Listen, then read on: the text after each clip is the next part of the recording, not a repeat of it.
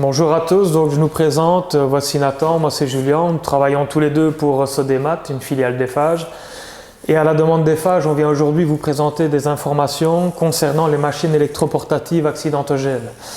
Alors notre rôle aujourd'hui, c'est pas de vous apprendre à travailler avec ces machines, c'est vous les pros du bâtiment. Notre rôle aujourd'hui, c'est de vous donner des informations sécurité concernant ces machines et vous rappeler que les accidents, ça n'arrive pas qu'aux autres. On va commencer avec un exemple d'accident qui est arrivé à cause d'un disque qui était périmé. Un éclat est parti et heureusement pour lui, comme vous voyez sur la photo, grâce à ses lunettes de sécurité, il a évité un accident assez grave. Deuxième accident qu'on voulait vous montrer, Nathan y reviendra, avec les machines, on déconseille de travailler au-dessus des épaules.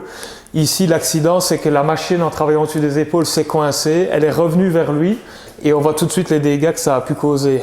Heureusement pour lui, ça aurait pu être encore bien plus grave que ça encore. Ça aurait pu amener à d'autres conséquences. Alors les bonnes pratiques qu'on va vous rappeler tout au long de la présentation, la première, c'est qu'il est impératif de débrancher la source d'énergie de la machine lorsque vous travaillez dessus.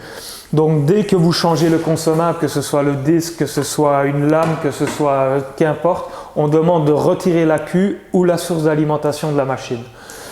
Ensuite, on demande de ne jamais utiliser une machine qui est abîmée, défectueuse ou autre. Donc si vous repérez sur la machine qu'elle est abîmée, on vous demande de procéder à un échange avec le dépôt, on vous remplacera la machine et ça n'entraînera aucun surcoût au chantier. Ensuite, on vous demande d'identifier, de reconnaître les protections de sécurité des machines. Elles en ont toutes, que ce soit des garants, que ce soit des protections, et on demande de ne jamais les mettre hors d'état. Elles sont là pour vous permettre de travailler en sécurité. Ensuite, il y a bien sûr les habituels, les EPI, qu'on vous demande de porter.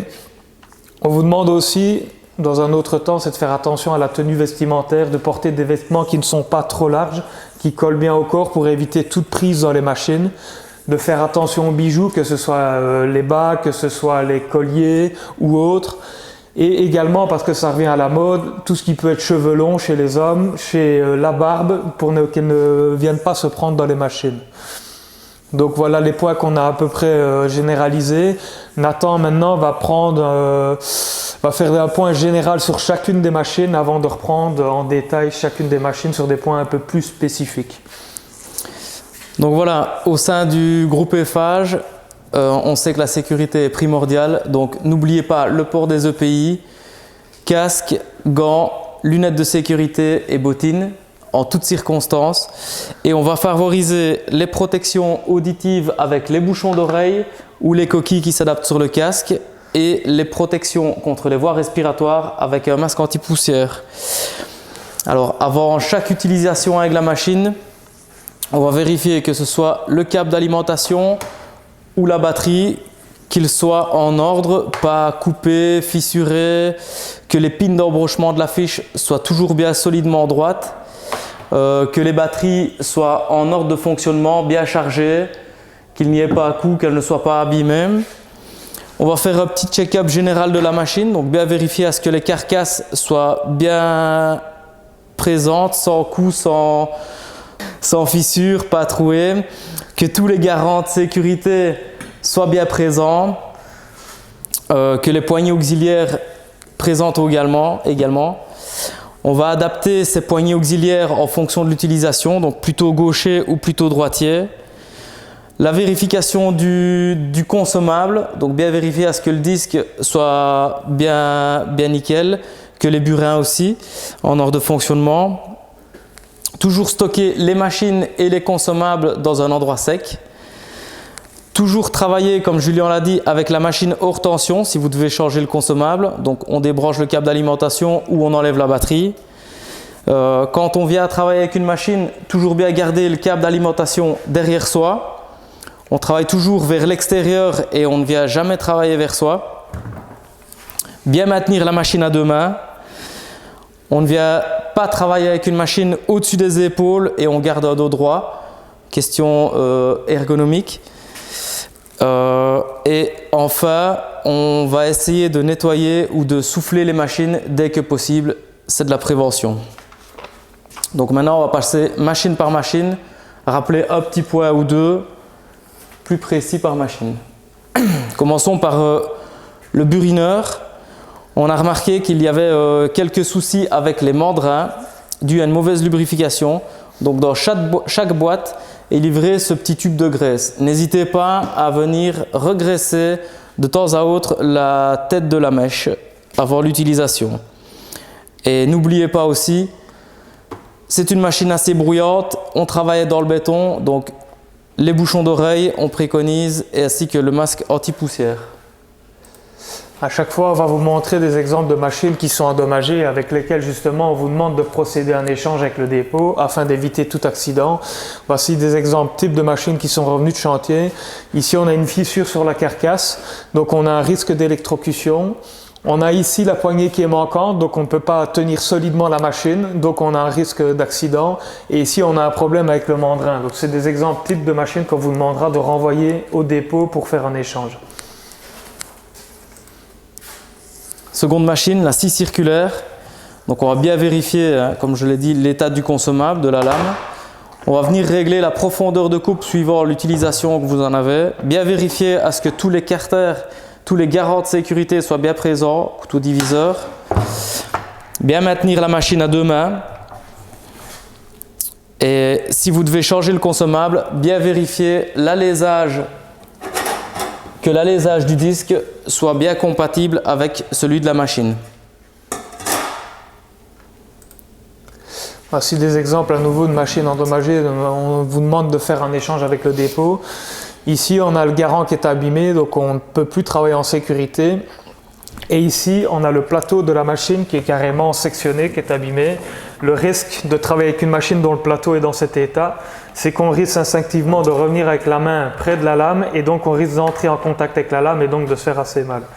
Donc encore une fois, les exemples qui apparaissent ici, c'est les exemples de machines avec lesquelles il ne faut absolument pas travailler et procéder à un échange.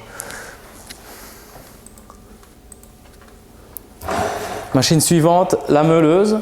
Ici, on va bien régler le garant de protection pour éviter toute projection vers soi. Bien vérifier avant l'utilisation que l'écrou soit bien serré sur le disque. Bien utiliser le disque adéquat par rapport à la matière que vous allez découper. Et on ne va jamais utiliser un disque usagé 230 d'une machine 230 sur une machine 125. La vitesse de rotation ne correspond absolument pas et il y a des gros risques de dégradation. N'oubliez pas que si vous venez de découper dans le béton, on va vraiment favoriser le masque anti-poussière pour tout ce qui est poussière de silice. À nouveau des exemples, on va continuer dans les mauvais exemples. On repart à chaque fois sur le même style d'exemple où on a une machine ici qui est fissurée. On a ici un problème avec l'écrou de serrage, donc le disque ne pourra pas être solidement fixé.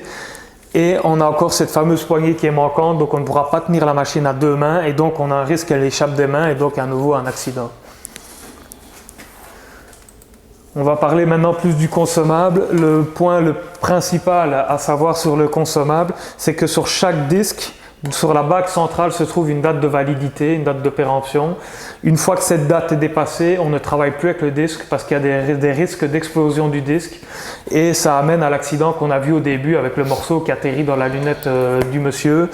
Et donc on retrouve à chaque fois cette information sur la bague du milieu. Les autres informations se situent sur le disque avec des couleurs sur la vitesse de coupe et des informations sur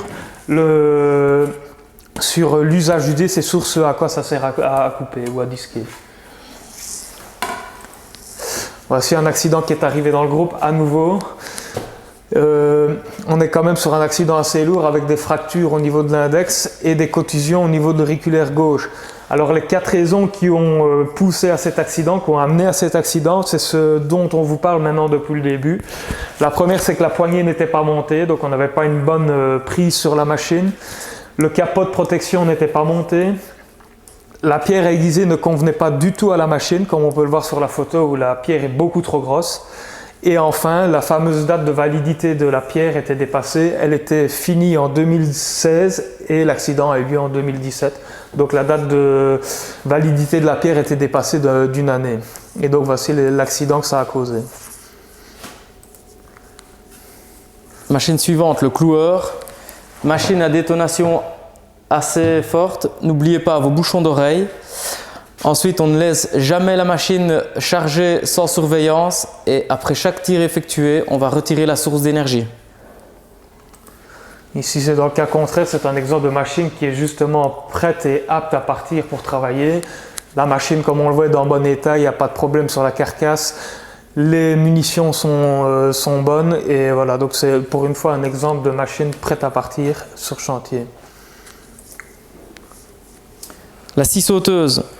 Bien vérifier que le garrot de protection est bien présent pour éviter tout contact des doigts avec la lame. Adapter la lame au type de matière dont vous devez couper et bien vérifier forcément l'état de celle-ci.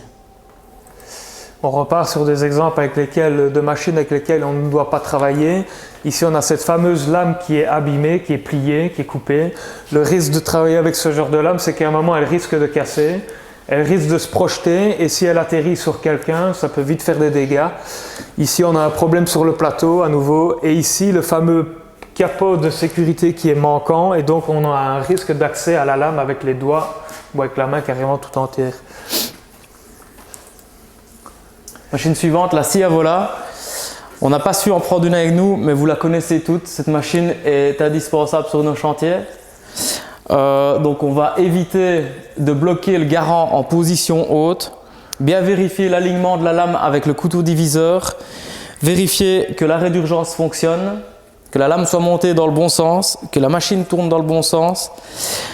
Et utiliser le bâton poussoir pour terminer la coupe. C'est des exemples à nouveau de machines dont on vous demande de ne pas les utiliser.